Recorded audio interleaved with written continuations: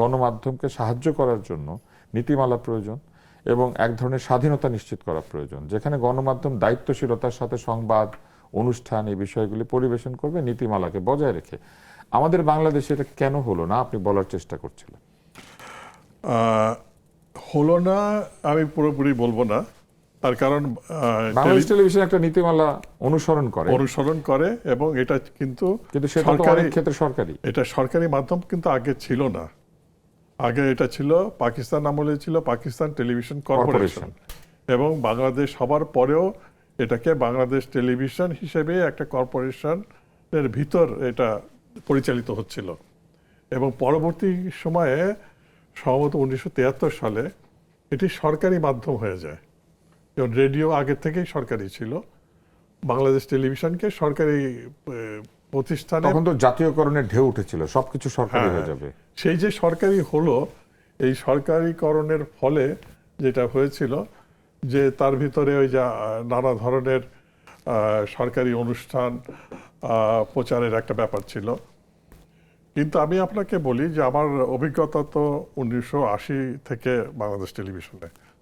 তার আগেও এই যে মুস্তফা মনোয়ার, আব্দুল আল মামুন, মুস্তাফিজুর রহমান, ওনারা যে সমস্ত অনুষ্ঠান করতেন, ওনারা কিন্তু মন প্রাণ দিয়ে সে অনুষ্ঠান করতে পারতেন। সেখানে কোনো ধরনের হস্তক্ষেপ ছিল না।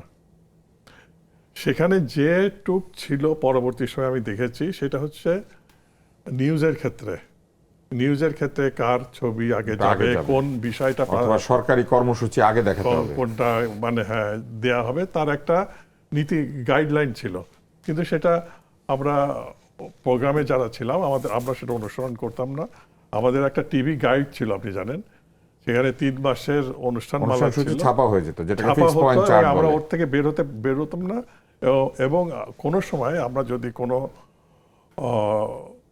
রাষ্ট্রবিরোধী অনুষ্ঠান বা কোনো কিছু ঢুকে পড়ে, কোনো কিছু হতো, যে আমরা নিজেরা সচেতন থাকতাম যে আমরা যেন জনগণের এগেনস্টে কোনো কিছু না হয়। এবং সেই সময় একটা জিনিস ছিল বাংলাদেশ টেলিভিশনে, যে আমাদের সংস্কৃতিকে, আমাদের বিভিন্ন ধরনের সাংস্কৃতিক উপাদানগুলোকে তুলে ধরার চেষ্টা। আপনার মনে আছে যে সপ্তাহে একদিন কিন্তু ক্লাসিক্যাল গানের অনুষ্ঠান ছিল, রাগ রং।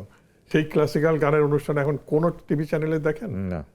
কোন প্রাইভেট টেলিভিশনে দেখছেন যে ক্লাসিক্যাল গানের অনুষ্ঠান? খুবই অফ-পিক সময় আপনারা দিতেন, কেবল সমঝদাররা যাতে শোনে। হ্যাঁ, চ্যানেল আইতে কিন্তু এটা মাঝে মাঝে হয় আর কি, ক্লাসিক্যাল গানের একটা প্রোগ্রাম। আমরা সাদত হোসেন সাহেবের সরোদ সেখানে শুনেছি ছোটবেলায়, যেটা এখনকার প্রজন্ম সরোদ কি জিনিস হয়তো ভালো করে বুঝবে না। হ্যাঁ, তাই